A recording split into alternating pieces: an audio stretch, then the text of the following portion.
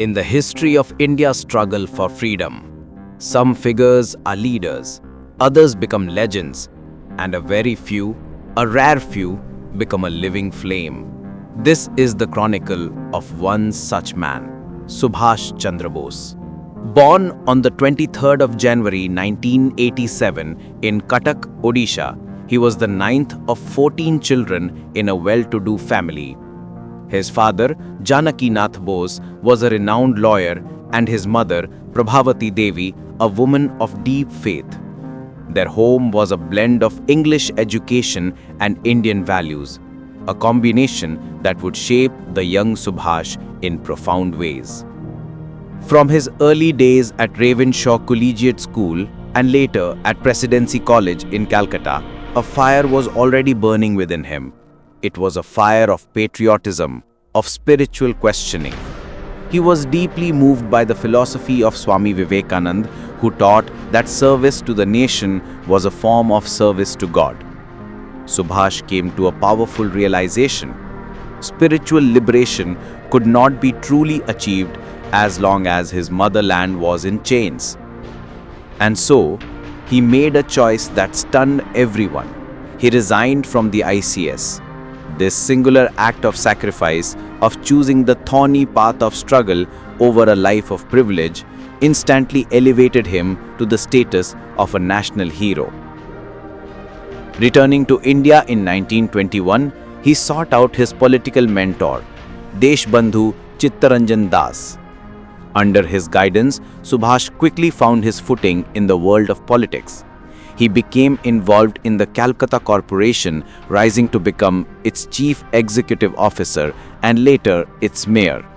But his uncompromising nature, his fears and vocal opposition to British rule made him a dangerous man in the eyes of the government.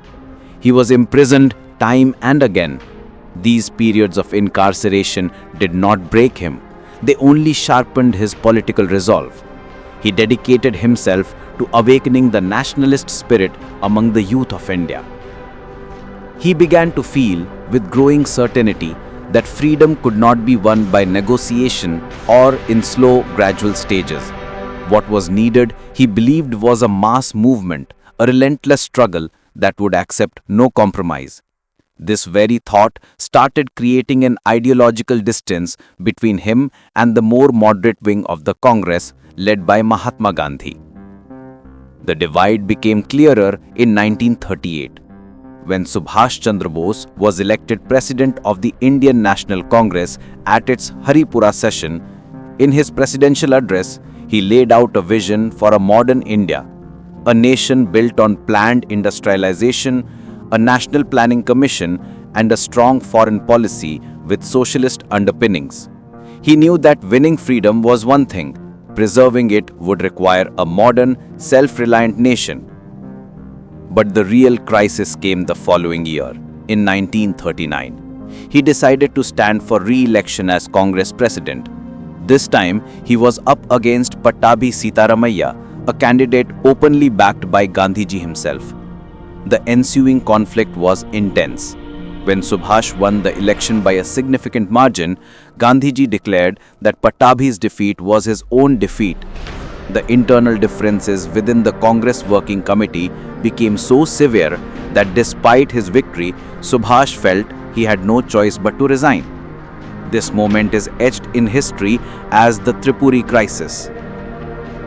Following his resignation, in May 1939, he formed a new political party, the Forward Bloc.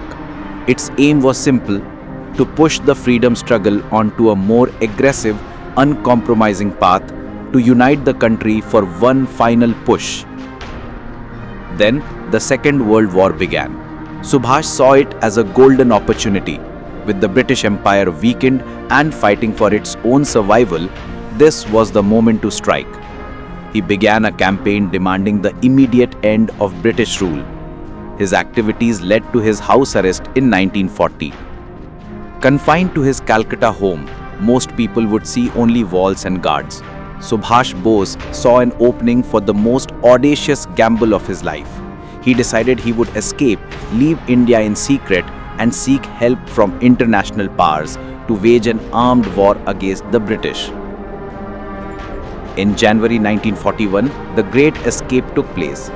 Disguised as a man named Ziauddin, he slipped out of his guarded house. What followed was a perilous journey that took him from Calcutta across the rugged terrain of Afghanistan, through the Soviet Union, and finally to Berlin, Germany. In Berlin, he tried to secure the support of Adolf Hitler and the Nazi government for India's independence.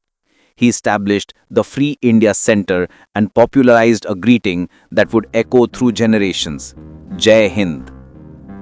From Indian prisoners of war captured by the German army, he formed a military unit, the Frisian Indian Legion, the first iteration of what would become the Azad Hind Fauj. But his destiny lay in Asia. In 1943, he undertook another treacherous journey, this time by submarine from Germany to Southeast Asia. There, he took over the leadership of the Indian Independence League and the first Azad Hind Fauj from the veteran revolutionary Rash Bihari Bose. It was here that he was bestowed with the title he is known by forever, Netaji. Netaji reorganized the Azad Hind Fauj, or the Indian National Army. It swelled with Indian prisoners of war and civilian volunteers from Malaya, Singapore, and other parts of the region. In a truly visionary move, he created a women's regiment, the Rani of Jhansi Regiment, a testament to his belief in the power of women in the national struggle. On the 21st of October 1943, in Singapore, he made a historic announcement. He formed the Provisional Government of Free India. This government was not just a symbolic entity, it was recognized by 11 nations, including Germany, Japan, and Italy, and it formally declared war on the British. Netaji's ultimate goal was to march into India and overthrow the Raj. In 1944, his Azad Hind Fauj, fighting alongside Japanese forces, advanced through Burma. They crossed the border and reached Indian soil, pushing as far as Kohima and Imphal in Manipur.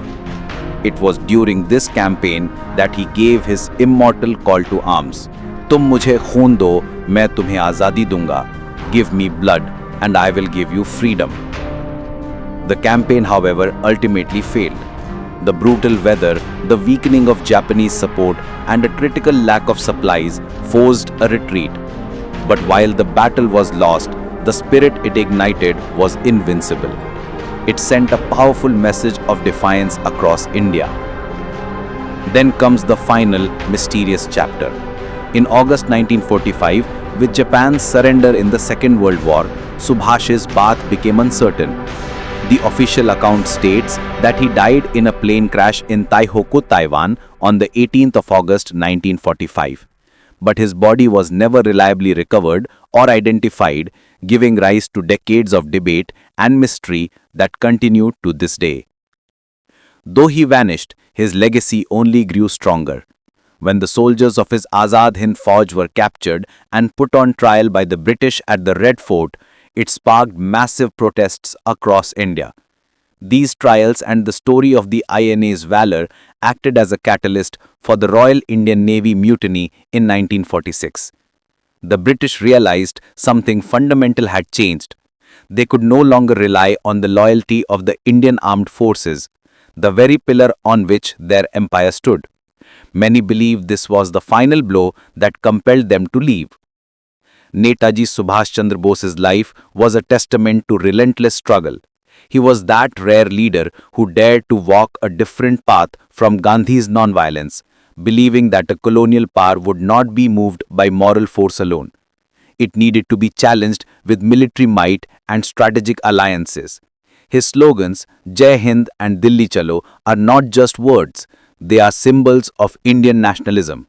His military campaign may not have achieved its immediate objective, but his courage, his sacrifice, and his undying love for his motherland played an indispensable role in bringing India to the threshold of freedom. In the grand tapestry of India's history, Netaji will forever be remembered as the Agni Purush, the man of fire who staked his entire life for the liberation of his motherland.